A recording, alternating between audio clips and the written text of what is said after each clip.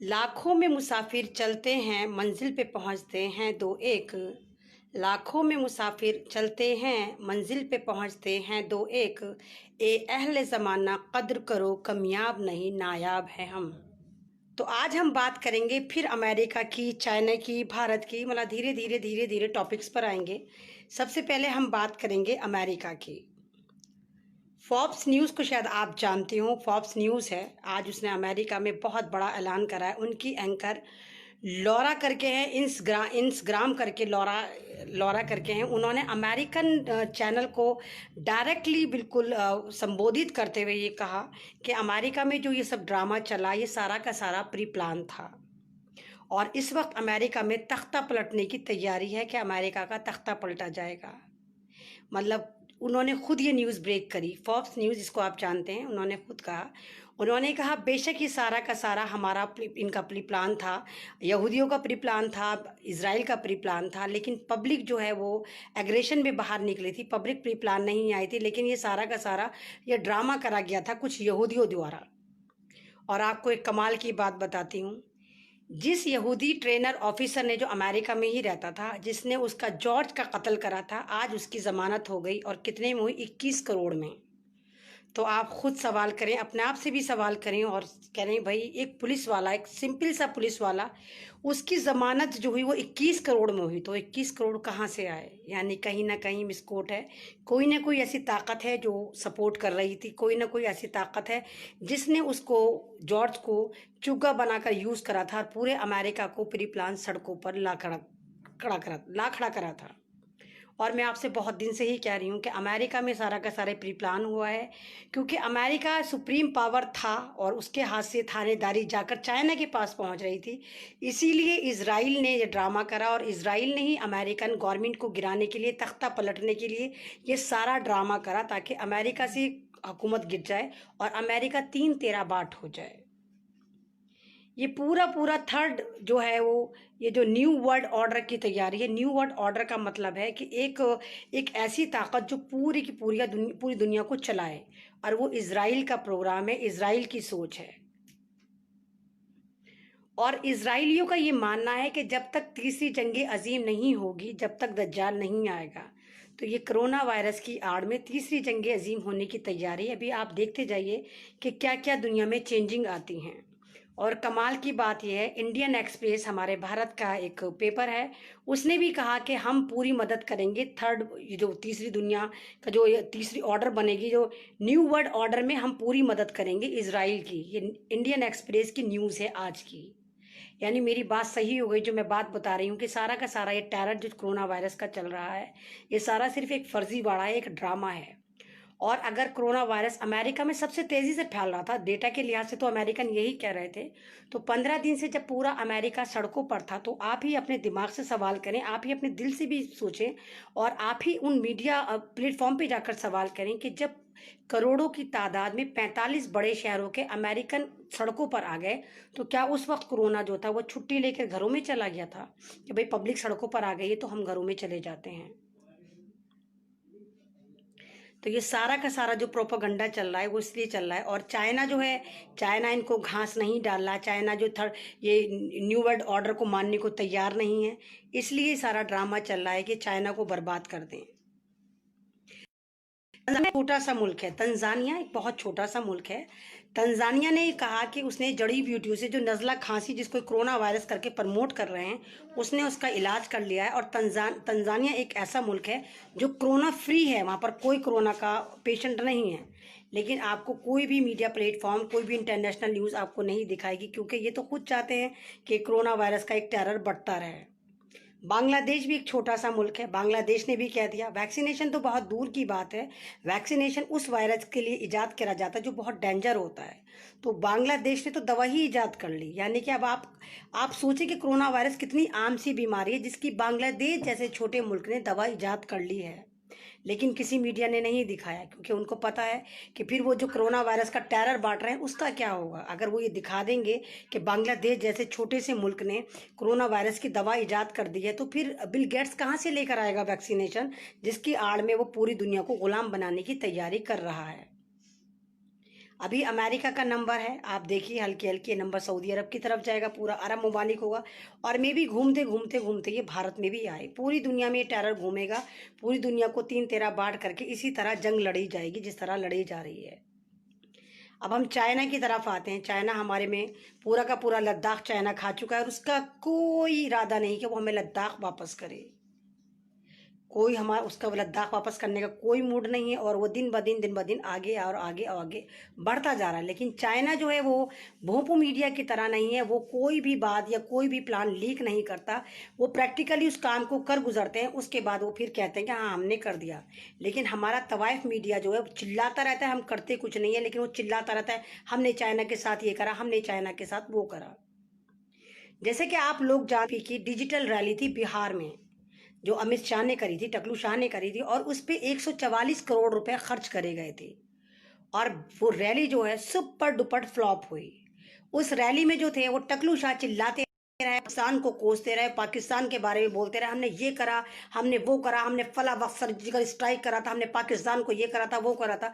यानी गरज ये टोटल का टोटल ये हिंदू मुस्लिम कार्ड खेलने के मूड में थे, जो ये नहीं खेल पाए। बात बिल्कुल ऐसे ही थी कि हमारे दिमाग का ऑपरेशन होना और हमारी टांग का ऑपरेशन कर दिया जाए। यानी कि पाकिस्तान से भी हमें कोई ख़तरा नहीं, चाइना हमारे अंदर घुस चुका और हम चाइना की इतने बुज़दिल हो गए कि हम चाइना की बात करने को तैयार नहीं। हम पाकिस्तान को कोस रहे थे, हम पाकिस्तान को लताड़े मार रहे थे। अरे जब हमने पाकिस्तान पे हमारे ही बगौल, हमारे मीडिया के बगौल सर्जिकल स्ट्राइक करा था, तो एक चाइना पे भी कर दो ना, करो ना चाइना पे सर्जिकल स्ट्राइक, क्यों नहीं कर रहे हो? हमारी ज़मीनें वापस लो ना। हम हुकूमत क्यों चुनते हैं? ताकि वो हमें प्रोटेक्ट करे, वो हमारे बॉर्डरों की हिफाजत करे, वो हमारे मुल्क की जितनी भी अवाम है, चाहे वो हिंदू है, चाहे वो मुसलमान है, चाहे वो सिख है, चाहे वो ईसाई है, टोटल कम्युनिटी को प्रोटेक्ट करे। उनका खाना, उनका रहना, उनका पीना, टोटल जिम्मेदारी एक हुकूमत की जिम्मेदारी होती है। तो ये किस तरह की हुकूमत है? आरबीआई के आगे सारा, आरबीआई पूरा जो हमारा ये जो रिजर्व बैंक था, टोटल का टोटल, ये चौकीदार सरकार उसमें से सारा का सारा पैसा निकाल के खा चुकी है, चट कर चुकी है, सारे इन्होंने अपने अंदर भर लिया है। एलआईसी भी बेचकर खा गई, एलआईसी भी प्राइवेट हाथ में दे दिया, ताकि प्राइवेट हाथ में देने का मतलब ये उसमें जितने लोगों का पैसा था वो भी ये खा चट करके बराबर कर गया हमारा चौकीदार। जो हमारा चौकीदार नहीं था, ये अंबानी का चौकीदार था, ये अदानी का चौकीदार था, ये टोटल भगवा आतंकवादी जितनी कंपनी है ये उनका चौकीदार था। और इसने साबित करा, कल इसने मुकेश अंबानी के 1 लाख करोड़ माफ कर दिए। जो किसान खुदकुशी करके मरता है, जिनके पास खाने को नहीं होते, बीज के पैसे नहीं होते, या जो दलित मजदूर सड़कों पर मर गया, 2 वक्त का खाना नहीं मिला, उनके लिए इनके पास फूटी कौड़ी नहीं थी। और अंबानी जो खुद करोड़पति है, जिसकी बीवी रोजाना 3.5 लाख रुपए की कॉफी पीकर उठती है, उसका 1 लाख करोड़ माफ कर दिया। वजह साफ है, स्ट्रेटेजी समझिए, सारी की सारी भगवा आतंकवादी हैं जिनको ये माफ करे जा रहे हैं। और अब आप यकीन करिए, किसी भी वक्त बीजेपी सरकार गिर सकती है। ये मत सोचिए कि हम इसको 4 साल घेरेंगे, किसी भी वक्त बीजेपी सरकार गिर सकती है। इसीलिए इसके ड्रामे चल रहे हैं, इसीलिए जल्दी जल्दी और बर्बाद कर रही है और जल्दी जल्दी लोगों के कर्जे माफ कर रही है। लॉकडाउन जो खोला इसीलिए खोला क्योंकि इतने बर्बाद हो चुके, टैक्स इनके पास आ नहीं रहा। जब पब्लिक कमा नहीं तो गवर्नमेंट को हराम के टैक्स कहाँ से मिलेंगे? इसीलिए लॉकडाउन खोला गया। मैंने कल भी बोला था कि चाइना के प्रोडक्ट का बाइकआउट कर रहे हैं। हमारी चाइना के साथ जो है, चाइना और भारत का जो है वो 92 अरब डॉलर का जो है हमारी जो है इनके साथ ट्रेडिंग होती है, जिसमें 75 जो अरब हैं हम डॉलर जो है हम चाइना से सामान लेते हैं और सिर्फ 20 अरब डॉलर के जो है हम चाइना को देते हैं। तो अगर वो बाइकआउट होता है तो भारत के लाखों नहीं करोड़ों जो लोग हैं वो बेरोजगार हो जाएंगे, करोड़ों लोग जो है वो सड़कों पर आ जाएंगे। मैं ही आज आप न्यूज़ सुनी होगी शायद आपने, ज्योतिराव सिंधिया और उनकी अम्मा को जो है वो कोरोना हो गया है, वो साकेत मैक्स हॉस्पिटल में पड़े हुए हैं। तो वही वाली बात है, अगर आप कीकर पे सेब की उम्मीद रखेंगे तो कीकर अगर आप बोएंगे, कांटे बोएंगे तो आपको कांटे ही मिलेंगे। ये तो नहीं है हम कांटों की खेती करेंगे और उसमें सोचेंगे कि फूल उगें या सेब उगें। तो अल्लाह ताला आपको उसका रिटर्न लौटा रहा है। अब आपके अंदर याद, मैं तो नहीं, मुझे ये नहीं मालूम कि इनकी कोरोना की रिपोर्ट जो इन्होंने फर्जी बनवाई है ये भी एक षड्यंत्र है, लेकिन ये न्यूज़ चल रही है, बहुत तेज़ी से सर्कुलेट हो रही है कि हो गया और मैक्स हॉस्पिटल साकेत में ये दोनों एडमिट हैं। तो ये बीजेपी के मुंह पे जन्नाटेदार चमाटा है कि ये जो लोगों को कोरोना के नाम पे मार रहे हैं, काट रहे हैं, तो अब इनके यहाँ भी होना शुरू हो गया। वो बात अलग है कि जी न्यूज़ से हमें कोई मौत की खबर नहीं मिली, वो बात अलग है संबित पात्रा भी नहीं मरा, वो अलग बात है केजरीवाल को भी कुछ नहीं हुआ। क्योंकि मेरे लिहाज से तो ये लगता है कि सब हनीमून पे चले जाते हैं, हमें बेवकूफ़ बनाते के देखा, और हम सोचते हैं देखो इसको भी कोरोना हो गया, हम डर जाएं। तो जहाँ तक मेरा दिमाग कहता है, मुझे ये लगता है कि शायद ये भी इनकी बीजेपी की कोई रणनीति है, कोई इनका षड्यंत्र है कि इन्होंने माँ बेटियों को डाल दिया हो कि ताकि पब्लिक जिसको चिल्ला चिल्ला के कह रहे हैं कि यकीन करो कोरोना है कोरोना है कोरोना है, शायद उसके लिए उनके अंदर टेरर पैदा हो। जैसा कि आपको सभी को पता है, कानपुर की डॉक्टर आरती लाल चंदानी ने साफ कहा था कि हम मुसलमानों को पहले भी जहर का इंजेक्शन देके मारते चले आए हैं, और अगर गलती से कोई कोरोना का पेशेंट आता भी है तो हमें मुसलमानों को जहर का इंजेक्शन देके मार देना चाहिए। तो यानी कि पहले भी जितने मुसलमान इनके यहाँ मरे होंगे, कोरोना से पहले की भी बात कर रही हूँ मैं, जब कोरोना नहीं था, तो यानी मुसलमान अगर मरते थे तो ये लोग उसको जहर का इंजेक्शन देके मारते होंगे। ये मैं नहीं, इनके खुद डॉक्टर कह रही है, जिसका स्टिंग ऑपरेशन लीक हो गया। और उसके बाद तो फिर धड़ाधड़ लीक होने शुरू हुए कि बहुत सारे पेशेंट से उनका मजहब पूछा जा रहा है कि तुम हिंदू हो या मुसलमान हो। अगर मुसलमान हो तो हमारे ऊपर से एडवाइजरी है कि हम तुम्हें हॉस्पिटल में नहीं लेंगे, हम तुम्हारा इलाज नहीं करेंगे। भाइयों, आप उस दिन के इंतजार में रहिए कि जिस दिन कोरोना का मंदिर बना लेंगे ये लोग, ये जितने भी गोबर भक्त हैं, जो अंग्रेजों के चाटुकार हैं, ये सारे गोबर भक्त, ये जो जितने भी ऑरेंज पिस्सू हैं, ये अंग्रेजों के तलवे चाटते थे, इसलिए इनको गोबर भक्त कहा जाता है। तलवों के नीचे गोबर लगा हुआ होता है। तो ये सारे के सारे जितने भी आरएसएस के पिट्टू पालतू हैं, दल्ले पिल्ले, ये अंग्रेजों के गुलाम थे, उनकी गुलामी करते थे, उनके तलवे चाटते थे, मुखबिरी करते थे, और पूरे भारत में जो मारकाट कटवाते थे, जितने नेताओं भी फ्रीडम फाइटर होते थे, उनको मरवाने में इन दल्ले पिल्लों का हाल होता था। इसीलिए इनको उस वक्त से गोबर भक्त कहा जाता है, क्योंकि तलवे चाटते थे, चाटुकार थे ये अंग्रेजों के। तो इनका कोई भरोसा नहीं है, कोरोना का मंदिर बना के एक और भगवान बढ़ा लें और कोरोना को पूजना शुरू कर दें। और हमारी कितनी बड़ी बदनसीबी है भाई, कोरोना वाह तू जीत गया, तेरे सामने आज सारी बीमारियां छोटी पड़ गई, हार्ट अटैक भी कम, किडनी फेलियर भी कम, इवन सबसे बड़ी दुनिया की सबसे भयंकर बीमारी HIV पॉजिटिव, वो भी कहीं खुदकुशी करके मरने को तैयार है कि हाय कोरोना तू मेरे पे भी बाजी ले गया, हाय कोरोना हमारी भी वैल्यू तूने ज़ीरो कर दी। क्या खूब कोरोना का कार्ड चला है इस दुनिया में, क्या खूब कोरोना का कार्ड खेला है, क्या खूब कोरोना को प्रमोट करा है हम भारत में लाकर। और मैं ही सवाल करती हूँ, अगर कोरोना वायरस है तो वो हमारे इलाकों में क्यों नहीं, हमारे ख़ानदान में दूर दूर तक कोई केस क्यों नज़र नहीं आता। मैं आपसे पहले ही कह रही हूँ, कोरोना वायरस जो है जस्ट लाइक अ नज़ला खांसी, और ये सीजनली है। अब मौसम जैसे ही चेंज होता है, कोई भी मौसम चेंज होता है तो हम बीमार पड़ना शुरू हो जाते हैं। और अब मौसम चेंज हो रहा है, इसीलिए बीमारियां आ रही हैं, और ये हमें जो है ये चेंज हो रही हैं। और ये टोटल जैसे यहूदियों ने लीबिया के साथ करा, शाम के साथ करा, उनको बर्बाद करा। अब ये जो है यहूदियों की जो पूरी की पूरी चालाकी है वो अरब को बर्बाद करने की है, ताकि इनकी तरह बर्बाद कर दें, और सारा दिमाग कोरोना पे लगाकर ये सबको अंदर अंदर अंदर खाना, इनकी चालाकी चल रही है। और मैंने आपको पहले ही बताया था कि यहूदियों ने सर्कुलेट कर दिया कि जितने भी दुनिया में ईसाई हैं वो सारे के सारे इजराइल में पहुँचना शुरू हो जाएँ, क्योंकि वहाँ पर ग्रेटर इजराइल बना रहे हैं हम। और कमाल की बात, मैंने आपको ये फैक्ट भी बताया था कि दुनिया में कहीं भी यहूदी पैदा होता है तो उसको ऑटोमेटिकली इजराइल की जो है नेशनलिटी मिल जाती है।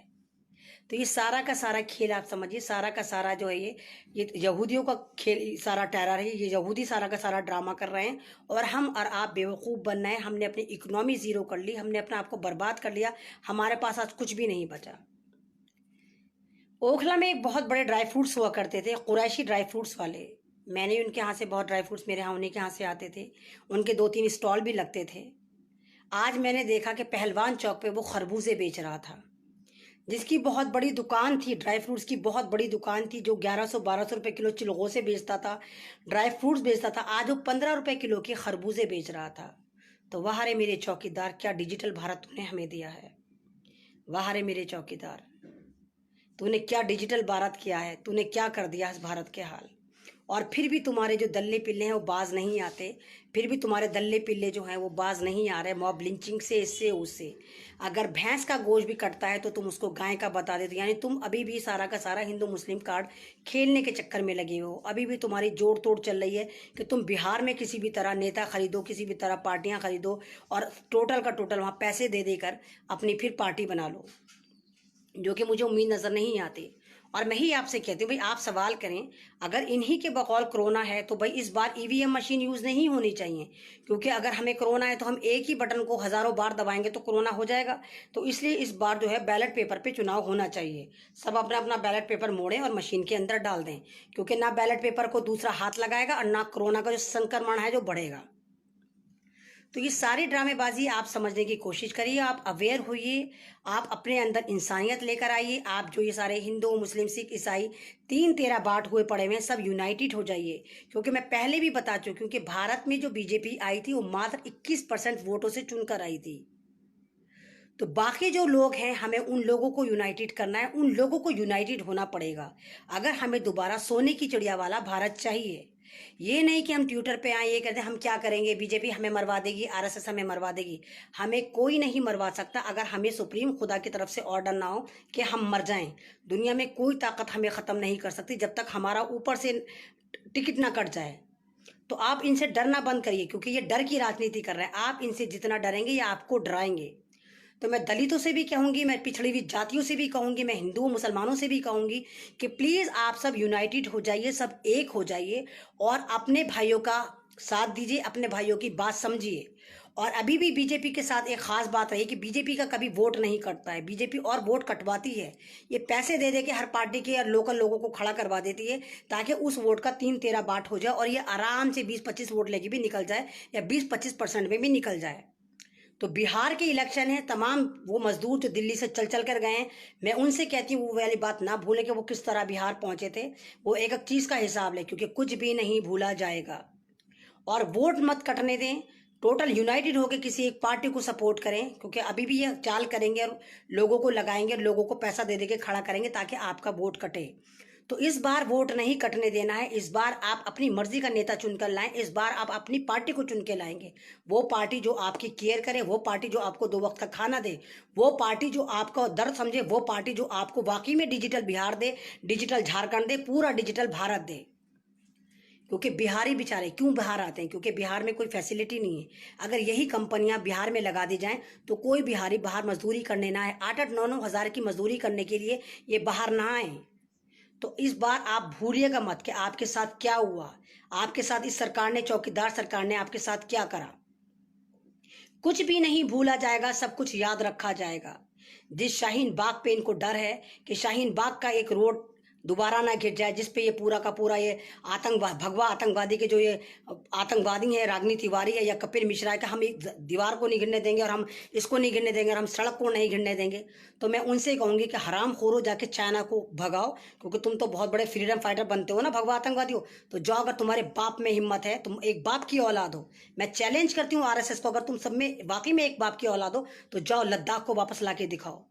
नहीं, तुम एक बाप की औलाद नहीं, तुम टेस्ट ट्यूब बेबी हो, टोटल के टोटल। ये जो पिस्सू नारंगी है, ये टेस्ट ट्यूब बेबी है, ये किसी अपनी माँ की कोख से पैदा नहीं हुए।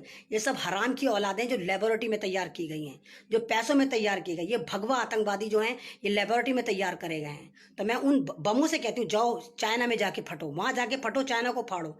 तुम्हें उस सड़क का बड़ा दर्द आ रहा था जहाँ शाहीन बाग वाले बैठे थे, तो जाओ पूरा लद्दाख छीन के लेकर आओ। 8 स्टेट हमारी खतरे में, जाओ चड्डी धारियो, जाओ हमें, हमारे से, हमें, हमारा भारत हमें बचा के वापस दो।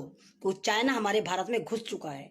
शुक्रिया, अल्लाह हाफिज़। मैं यही कहूँगी कि ये खामोश मिजाजी हमें जीने नहीं देगी। इस दौर में जीना है तो कोहराम मचा दो। अल्लाह हाफिज़।